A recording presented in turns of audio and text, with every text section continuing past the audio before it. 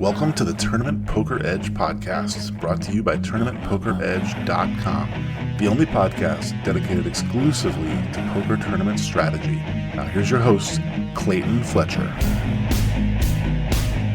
Hello once again, everybody, and welcome to the Tournament Poker Edge podcast, sponsored by ACR Poker, where beginning this Sunday, April 7th, 2024, we have our Turbo Boost Mini Series, $2 million in guaranteed prize pools with buy-ins starting at just $1.10 and an added leaderboard contest awarding 10 seats to the largest tournament ever offered on an America-facing site, the $12.5 million Venom, beginning April 14th. Boy, oh boy, am I excited for that one. My name is Clayton Fletcher, and I'm in New York City.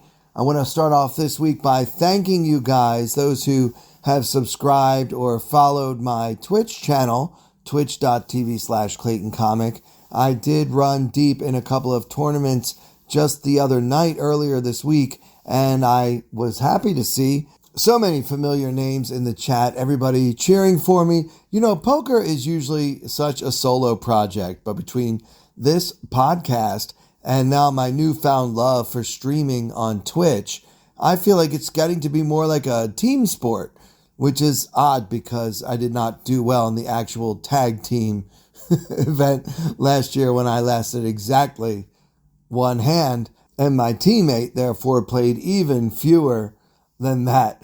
I have plenty of more streams coming up, including this coming Tuesday when I will be hosting the Killing Bird home game on my Twitch stream because Killing Bird himself has his priorities all mixed up and he has decided to take the night off. Something about my son is getting married, blah, blah, blah. I mean, I don't know about you guys, but I don't want to hear those types of excuses for missing the Tuesday night home game. But I will be hosting it myself on twitch.tv/ClaytonComic this coming Tuesday. I will also be streaming on April 14th when I will be playing the $2,650 Venom, the aforementioned $12.5 million Venom Championship. I really can't wait. That's going to be a lot of fun. I'll actually be in the great country of Canada at that time. I have shows coming up in Canada, Ontario to be exact, at Yuck Yucks. I've got shows in Toronto, April 12th and 13th, and then Niagara Falls, April 19th and 20th. I really enjoy touring. I've been having a lot of fun hitting the road. I've got a lot of stuff to promote. You guys know about my book, The ROI of LOL, and my brand new comedy special, Middle Child Syndrome, on Amazon Prime and Apple TV.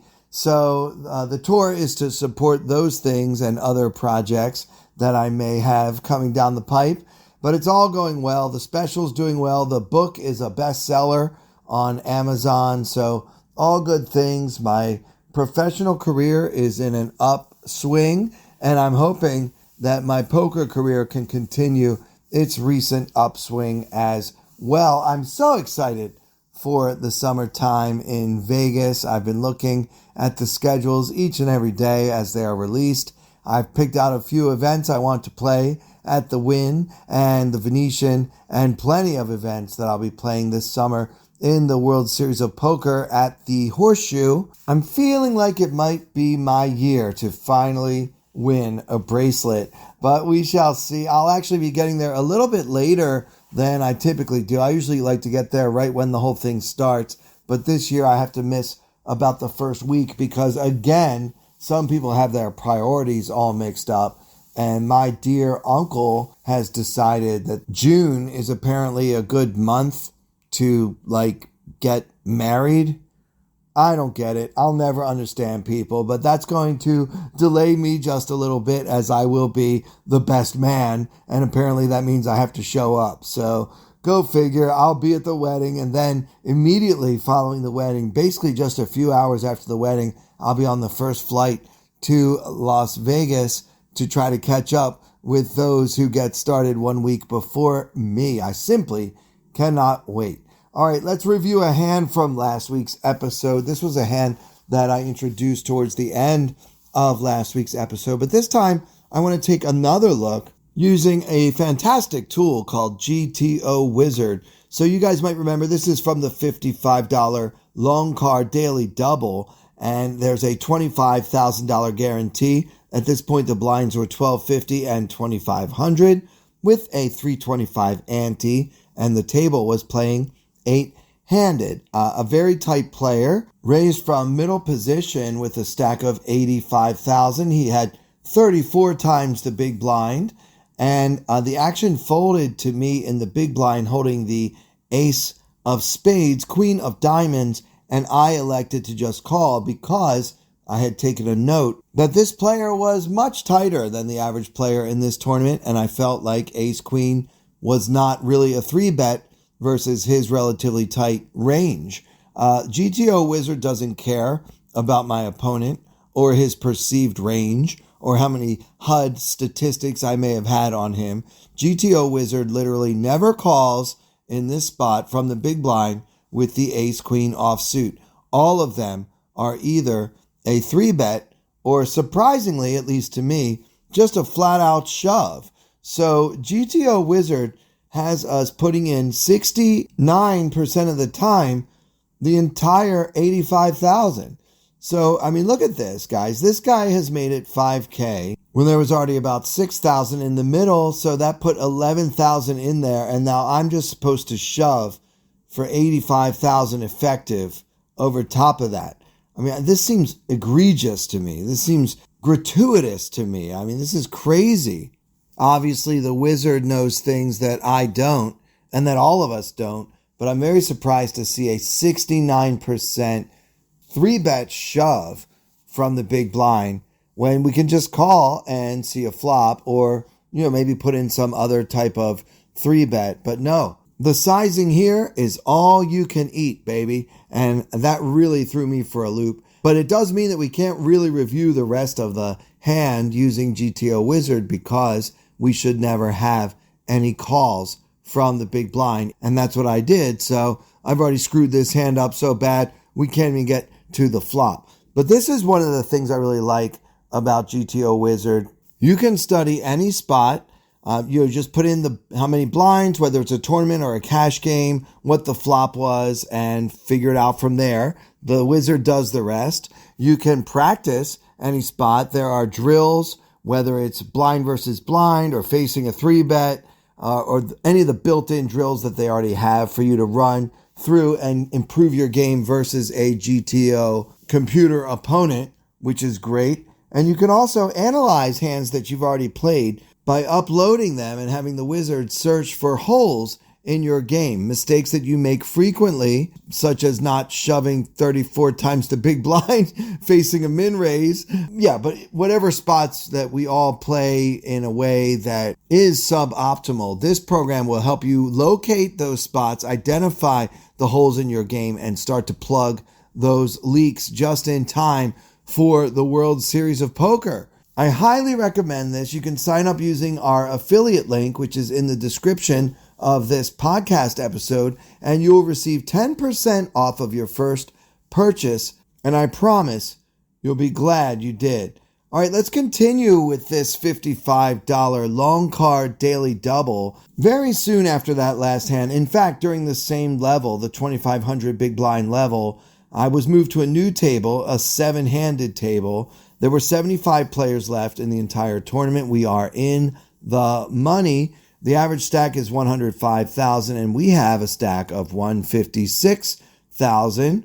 The player under the gun, who I know nothing about, opens to 5,500, so just a little tick above a min raise, and he's got a stack of 125,000, so 50 big blinds, and the action folds back to me in the big blind with the king of hearts, 9 of hearts. And I've got about 62 big blinds for what it's worth, and I decide to make the call. If you told me that you sometimes 3-bet in this situation, that's fine. I mean, we have some blockers. like ace king. We block ace king, we block king king. That's totally cool. We also have a suited hand, which might be useful if our 3-bet happens to get called.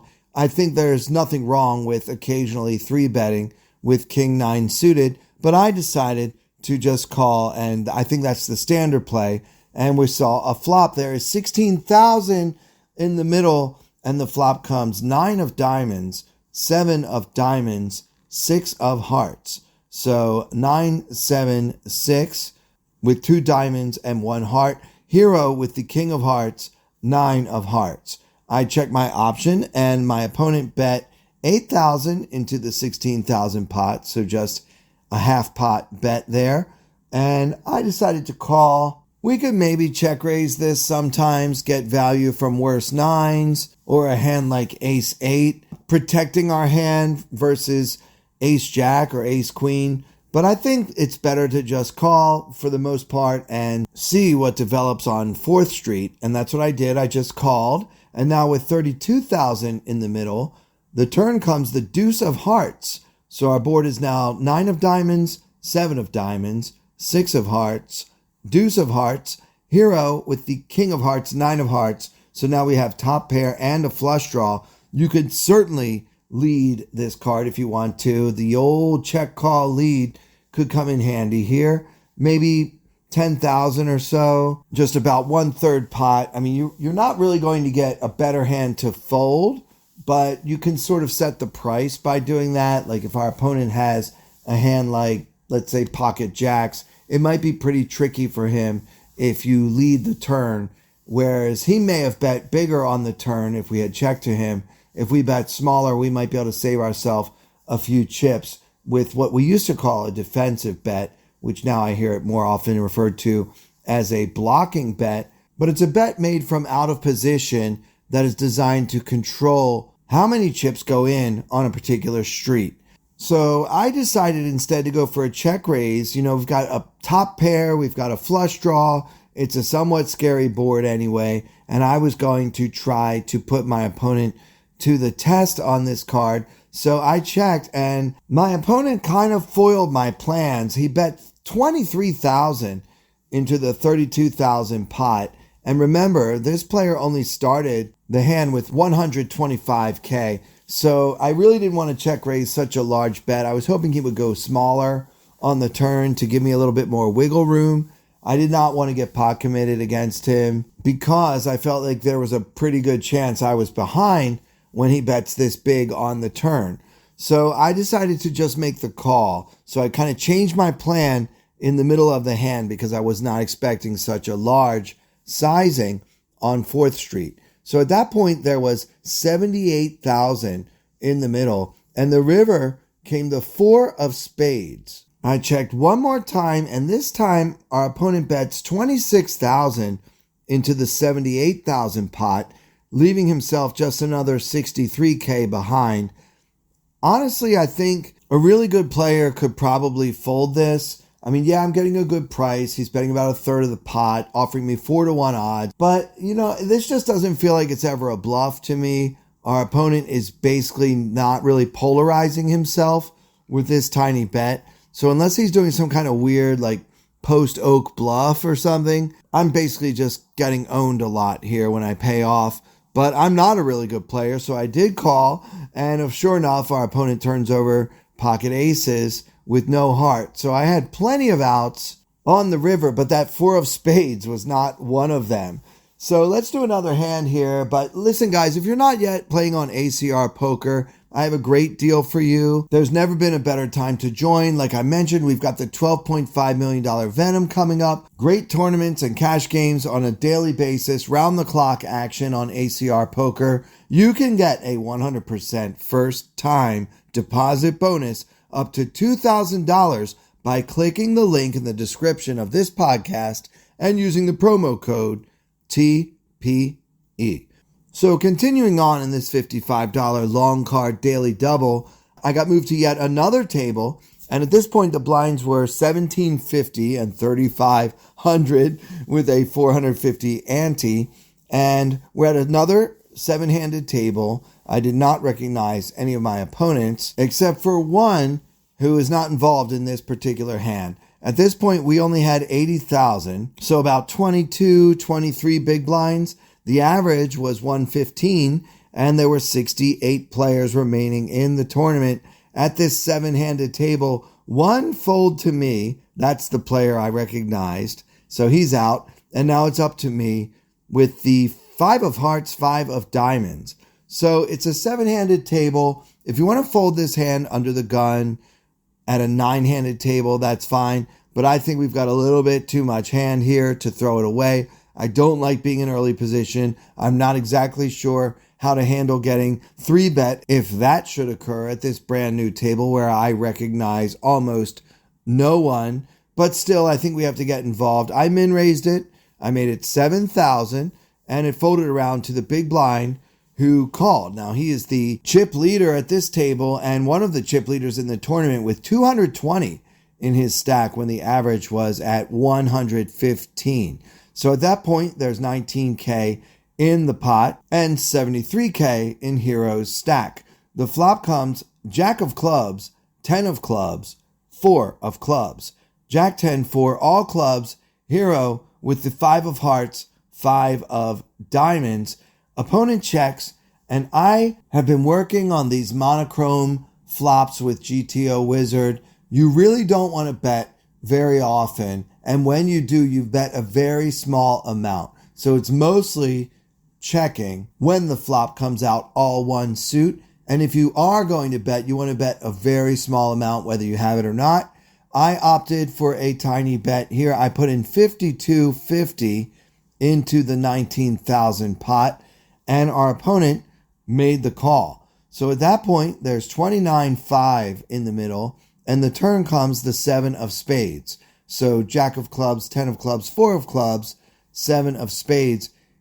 Opponent checks, and I checked behind. I intended to possibly bluff the river if the river came a brick, and in doing so, I would be effectively turning my 5s into a bluff. But the fact that I don't have any clubs in my hand and that there are 3 on the board means a lot of my opponent's calling range on the flop would be some type of flush draw, maybe like with a 10 or with a 7 and a flush draw, something like that. So I decided that I was going to fire big, possibly even with an overbet on a blank river, but instead the river came the Jack of spades, pairing the board and kind of ruining my game plan because I could no longer get him to fold a 10 or a 7. That Jack is just too good of a card for my opponent. Not that he has a Jack, but that he's going to be more confident in paying off with a 10 or a 7. So I really had to pump the brakes on that Jack on the river. I checked behind, and to my surprise, my opponent turned over the King of Hearts, 9 of diamonds. So no, he did not have a club, and he just had a gut shot. Well, I guess he also has an overcard, etc. But I'm kind of surprised he called even a tiny bet on the flop with such a weak holding and never turned it into a bluff himself. So I made copious notes on this opponent after that one. And perhaps more importantly, I also collected a much needed pot. All right, let's do one more. A little bit later on, the blinds had gone up to 2,000 and 4,000 with a 500 ante. Still seven-handed at this table, and the action folded to the cutoff, who is the known loose aggressive player. Now, I've had the pleasure of tangling with this fellow over 200 plus hands, and these are the numbers. 22-15, fairly loose aggressive, but within the realm of normalcy. 11% 3-bet, that's pretty darn high, and 6.0 post-flop aggression. And for those who are unfamiliar with HUD stats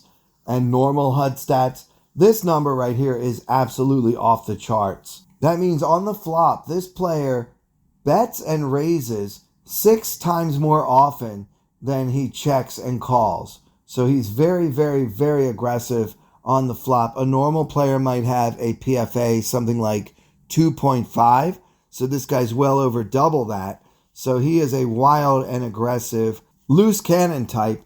And he opens to 90,000 from the cutoff. I'm next to act on the button with Queen of Diamonds, 10 of clubs, and my stack is now at 100,000. So I've got 25 big blinds facing a late position raise on the button with Queen 10 offsuit. I decided to go for the 3-bet here.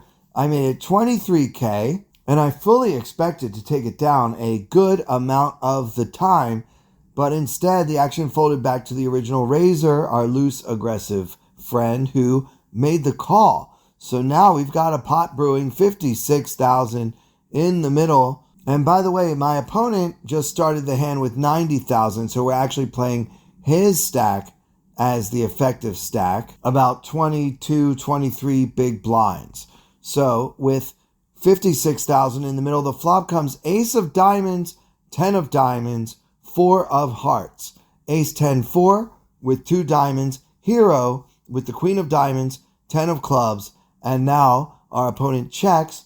I opted for the check back here. I think he's going to have a good amount of ace X in his range. He could also, because we know how loose aggressive he is, he could go for a check raise without anything that strong on the flop. And we've been talking about this now, guys, for the last few weeks, where when I have a very aggressive opponent, I am less likely to bet or raise because I'm concerned about getting blown off my hand. That's what these guys do well, and one way to combat that is to just kind of tighten it up a little bit, toning down my own aggression just a bit, especially when I'm not sure how to react to aggression in my face. So in other words, if I decide to bet this flop and my opponent goes for a big check raise, can I really fold? I mean, I've got second pair and a backdoor royal flush draw, but at the same time, do I really want to get all 22 big blinds in on the flop? Probably not. So I decided to check behind. The turn comes the 4 of diamonds, pairing the board, and my opponent checked again. Well, at that point, I was starting to feel more confident that my pair of 10s could be the best hand, but still kind of struggling to come up with any good outcome from betting. I mean, if I bet, I don't know what can call me that I can beat, right? Maybe another 10, but I'm chopping with all of them, right? 10s and 4s with an ace kicker. So I just didn't want to get check raised, and I didn't think I could get value from betting. So again, I decided to check behind. And now on the river, it's another ace, the ace of spades. So our final board is ace 10, 4, 4, ace. And this time, our opponent shoves 64,000 chips into the pot of 56,000. And I remember saying out loud, really? Do you really have an ace? Could he actually have an ace here and have played it this way? I don't know, guys. I didn't know what to do. I went on his reputation alone, and I decided to make the call for like 90% of my stack with Queen 10, and opponent turned over the ace of clubs, jack of clubs. Kind of surprised he didn't 4-bet me with that hand pre-flop, but yeah, I guess he played it well. He kept trying to get me to bet so that he could check raise me or whatever, and I just slow played it all the way down, and then he still got all the chips in with the overbet on the river. I didn't last much longer, but I did manage to finish in the top 25 in this tournament, which is quickly becoming one of my favorite events every day on the site. And that'll do it for this episode. Guys, if you haven't had a chance yet to leave us a 5-star review on Spotify or Apple Podcasts, please take a moment and do that now. It really, really helps a lot as far as trying to get our podcast to climb the ranks and become more visible to listeners out there who may be looking to listen to people talk about poker. And that's something you can do free that really helps us out so much. And thank you in advance for doing that. And for everyone here at Tournament Poker Edge, and with special thanks as always to our very generous sponsor, ACR Poker, I'm Clayton Fletcher. Thank you so much for listening. I wanna hold 'em like they do in Texas plays. Fold 'em, let 'em hit me, raise it, baby, stay with me. Luck and intuition, play the cards with babes to start. And after she's been hooked, I'll play the one that's on her heart. Oh, whoa, whoa, whoa, whoa. I'll get her heart, show her what I got. Oh, whoa, whoa, whoa, whoa. I'll get her heart, show her what I got. Can't read mine, no she can't read a mile. Poker face, she's got to love nobody. Can't read mine, no she can't read a mile. Poker face, she's got to love nobody. Poker face, poker face. Poker face, poker face. I wanna roll with her, a hard pair we will be. While little gambling is fun when you're with me. I love it. Russian roulette is not the same without a gun. And baby, when it's love, it's not rough, it isn't fun.